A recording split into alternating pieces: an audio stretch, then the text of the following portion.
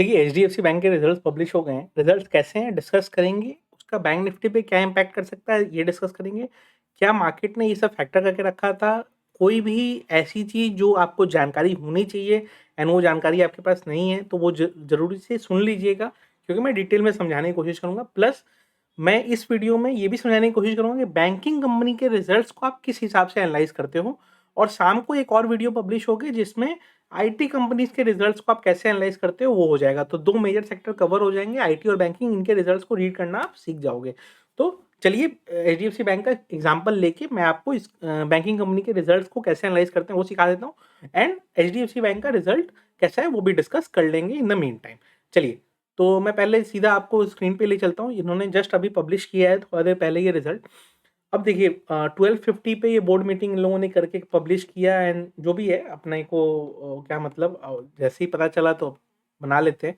ठीक है, देखिए फ्रंट लाइन नंबर्स को कैसे रीड करते हैं पहले ये समझ लीजिएगा, रीडिंग समझ लीजिए। उसके बाद चूंकि बैंक है, और मान लीजिए बैंक का कैसा होता है कि बैंक ने मान लीजिए एक लोन दिया तो वो एक दिन के लिए लोन नहीं देते हैं ना, वो 4 साल 5 साल 10 साल टेन्योर के हिसाब से देते हैं लोन। तो उनका क्या है, हर क्वार्टर ऐसा नहीं है कि चेंज कुछ होता है, और सीजनल इम्पैक्ट उनका नहीं होता है। उनका सीक्वेंशियल बेसिस पे हम रिजल्ट देखते हैं। क्यों? क्योंकि जो लोन लास्ट क्वार्टर में था वो इस क्वार्टर भी होगा, प्लस इस क्वार्टर कुछ नया होगा और कुछ लोन्स बंद हुए होंगे। इसमें सीजनल इम्पैक्ट नहीं है जैसे कि एफएमसीजी का होता है, या कोई एक प्रोडक्ट का कि विंटर में ज़्यादा चलता है गर्मी में कम चलता है। अब वोल्टास है, उसका विंटर में कूलर और एसी ज़्यादा बिकेगा, बाकी टाइम नहीं बिकेगा। तो उनका सीजनल इम्पैक्ट होता है, बैंकिंग में नहीं है सीजनल इम्पैक्ट। ठीक है, तो सीक्वेंशियल रिजल्ट देखते हैं। अब सीक्वेंशियल रिजल्ट में आप आइए, बैंक्स के रिजल्ट में दो मेन कंपोनेंट होते हैं, interest earn, interest expanded. Interest earn क्या होता है, जो भी मान लीजिए लोन इन्होंने दिया, या फिर मान लीजिए कहीं पे मान लीजिए बैंक्स वगैरह क्या ट्रेजरी ऑपरेशंस करते हैं कि वो कुछ स्टॉक्स खरीदते हैं, कुछ बॉन्ड्स खरीदते हैं, कुछ एसेट्स खरीदते हैं, उसमें कुछ उनको प्रॉफिट आता है, कुछ लॉसेस होते हैं। तो वो सब करके उनका कैलकुलेशन रहता है। तो पहले है interest on dividend on advance and bills. ठीक है, and interest on invest income from investment, interest on balances with reserve bank of India, मतलब आरबीआई को रेपो रेट के हिसाब से ये जो डिपॉजिट कर देते हैं वो चीज, plus other income. Other income component ना बहुत कुछ आता है बैंकिंग का, मतलब आपका एसएमएस का भी चार्ज वगैरह जो लगता है वो सब यही सब में जाता है। तो अगर आपको दिख रहा होगा तो आपका सिर्फ एसएमएस से और अदर बैंकिंग चार्जेस जो होते हैं एफडी करना या फॉरेन करेंसी ट्रांजेक्शन्स में जो चार्जेस वगैरह लगते हैं वो सब जोड़ के आपका आता है अदर इनकम में। ठीक है, अदर्स में जो अनअलोकेटेड रहता है, बैंक्स के बहुत सारे ऑपरेशंस होते हैं, कुछ प्रेमाइसेस में उनको कुछ मिलते रहता है, कुछ उनको रेफरल इनकम्स मिलते हैं, कुछ उनको क्रॉस सेलिंग में कुछ बेनिफिट मिलता है, वो सब आपके अदर्स में आते हैं। Interest on balances with RBI मतलब क्या, रेपो रेट के हिसाब से आपने जो डिपॉजिट कर दिया, इन्वेस्टमेंट का मैंने बता दिया। इंटरेस्ट ऑन एडवांसेस, एडवांसेस मतलब जो लोन इन्होंने दिया है, मान लीजिए एचडीएफसी बैंक से हमने पर्सनल लोन लिया या किसी ने कॉर्पोरेट लोन लिया है, तो वो जो इंटरेस्ट दे रहा होगा वो हो गया इंटरेस्ट ऑन एडवांसेस। और बिल्स, डिस्काउंट ऑन बिल्स मतलब क्या है, जैसे जो इंपोर्ट एक्सपोर्ट करते हैं वो अपना इनवॉइस का डिस्काउंटिंग करवाते हैं, तो वो ये चीज हो गई। अब इसमें अगर आप नोटिस करोगे तो total interest earn last quarter में 38,586 करोड़ था, इस बार 42,707 करोड़ हुआ है। तो ये टेक्निकली कितना ग्रोथ हुआ, ये टेक्निकली रफली मेरे कैलकुलेशन के हिसाब से 8 to 9% बैठ रहा है। एक्सेल में कैलकुलेट कर लिए ज़्यादा अच्छा आएगा। तो 8 to 9% इंटरेस्ट अर्न में इंक्रीज हुआ है। टोटल इनकम यहाँ पे आ गया, टोटल इनकम भी वही है 461 और 512, मतलब वही 8 to 9% जो कैलकुलेशन दिख रहा है वही है। ये 8 to 9% इनका टोटल इनकम में इंक्रीज हुआ है, 10% एट द मैक्स दिख रहा है ये।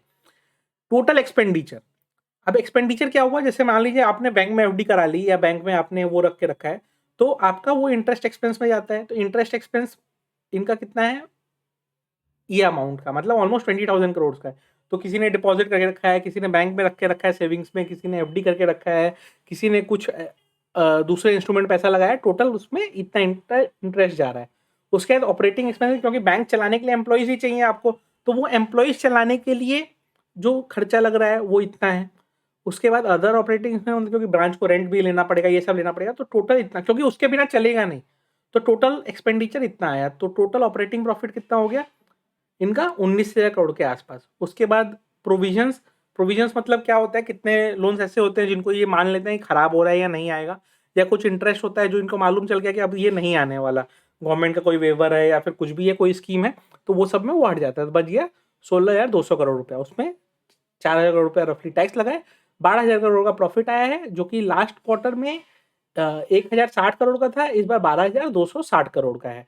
तो ये जो प्रॉफिट दिख रहा है आपको, प्रॉफिट रफली 20% बढ़ के आया है। रेवेन्यू 10% ही बढ़ा है, बट प्रॉफिट आपका 20% बढ़ा है।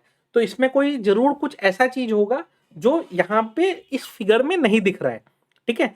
तो अगर एचडीएफसी बैंक का इंडिविजुअल रिजल्ट देखेंगे तो 10% रेवेन्यू ग्रोथ आया है, जो कि अच्छा ग्रोथ माना जाएगा, 20% प्रॉफिट ग्रोथ आया है, जो कि अच्छा ग्रोथ माना जाएगा, ठीक है। बट रिजल्ट रीडिंग इतने से ही खत्म नहीं होती है, ठीक है। तो रिजल्ट रीडिंग का मैंने जो समझ में आया वो समझाया आपको। अब उसके बाद नेक्स्ट आगे चलते हैं, मैं आपको रियल चीज समझाता हूँ कि हमें और क्या क्या देखना पड़ता है। ये चूंकि बड़ा बैंक है, इसका आपको बाकी चीजें भी देखनी पड़ती हैं। अब सेगमेंट रेवेन्यू में आप आइए, ट्रेजरी में इनका रेवेन्यू बढ़ के आया है। ट्रेजरी में रेवेन्यू 20% के आसपास बढ़ा है। होलसेल बैंकिंग में इनका रेवेन्यू 15 to 16% बढ़ के आया है। रिटेल बैंकिंग में ज्यादा ग्रोथ नहीं है, और अनअलोकेटेड तो छोड़ ही दीजिए, एंड अदर बैंकिंग ऑपरेशंस में भी कोई खास ग्रोथ नहीं है।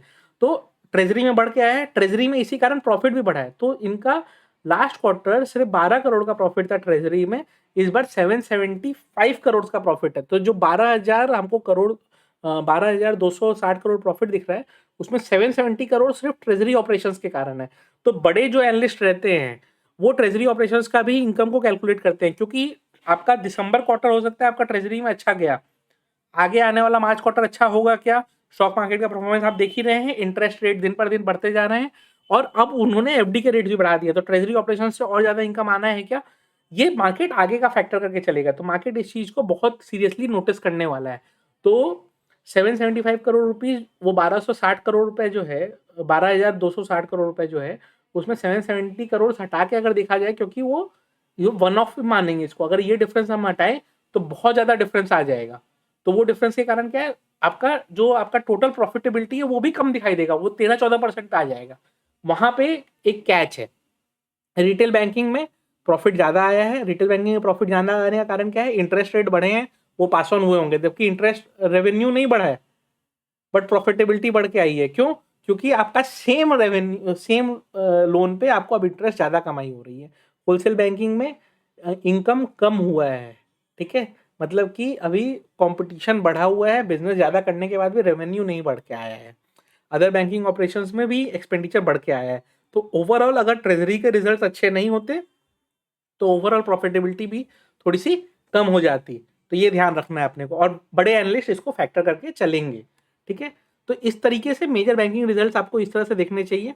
और एक और दो दो तीन चीजें और होती हैं रिजल्ट्स में, वो मैं आपको समझा देता हूँ। एनपीए, ठीक है, अब इसका एनपीए का अगर आप वैल्यू देखेंगे तो वैल्यू टर्म्स में थोड़ा सा बढ़ा है, बट परसेंटेज टर्म्स में ग्रॉस एडवांटेज के ये ऑलमोस्ट सेम है, ठीक है, लास्ट क्वार्टर से। तो एनपीए में कोई चेंज नहीं है, एंड आपका नेट एनपीए में भी कोई चेंज नहीं है, लास्ट क्वार्टर से सेम ही है।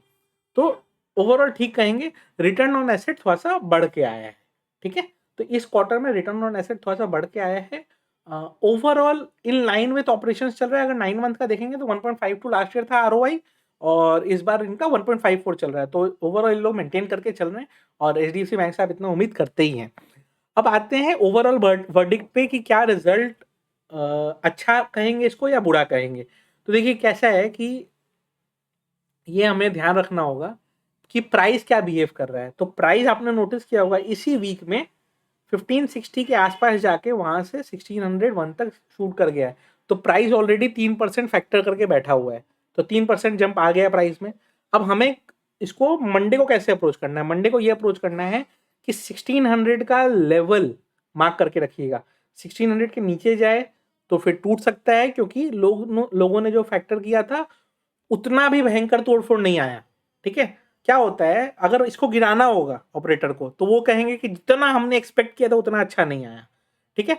और अगर उनको कहना होगा कि भाई हमको तो इसको ऊपर लेके जाना है, क्योंकि हमको मार्केट को भी ऊपर टानना है, तो ऑपरेटर क्या करेगा, इसको ऊपर टानेगा। 1600 का लेवल मार्क करके रखिए, 1600 से ऊपर रह रहा है ये, तो अच्छा खासा शॉर्ट कवरिंग मिल सकता है टुवर्ड 1615, 1620। 1620 पे जाके एक बार हर्डल लेने की कोशिश करेगा, अगर 1620 पे निकाल दिया तब बड़ा ब्रेकआउट देगा। बट 1620 से हर्डल लेके रिवर्स कर रहा है या 1600 तोड़ के रिवर्स कर रहा है, रिवर्सल प्ले कर लीजिएगा। एंड ऑपरेटर को अगर बढ़ाना होगा तो कह देगा कि भाई देखो worst is over and all that, पता नहीं क्या क्या बहाना आ जाएगा। तो प्राइस में मेरे हिसाब से 3% प्राइस ऑलरेडी डिस्काउंटेड है, बहुत ज़्यादा एप्रिसिएशन या वो चीज़ का एक्सपेक्टेशन मत रखिएगा। लेवल्स मार्क करके रखिए, 1600 से 1620 तक का ईजी अप्रोच है। 1620 के ऊपर अगर निकलेगा एक शॉर्ट कवरिंग मूव दे सकता है, एंड 1600 के नीचे अगर जाता है तो थोड़ा सा सेलिंग प्रेशर आ सकता है। तो रिजल्ट रीडिंग मैंने जितना कोशिश कर रहा था मैं सिंप्लीफाइड वे में समझा दिया। आपका आईटी का भी रिजल्ट वाला आएगा, वो देख लीजिएगा, आपको अच्छा लगेगा। वीडियो अच्छी लगी हो तो लाइक कर दीजिएगा।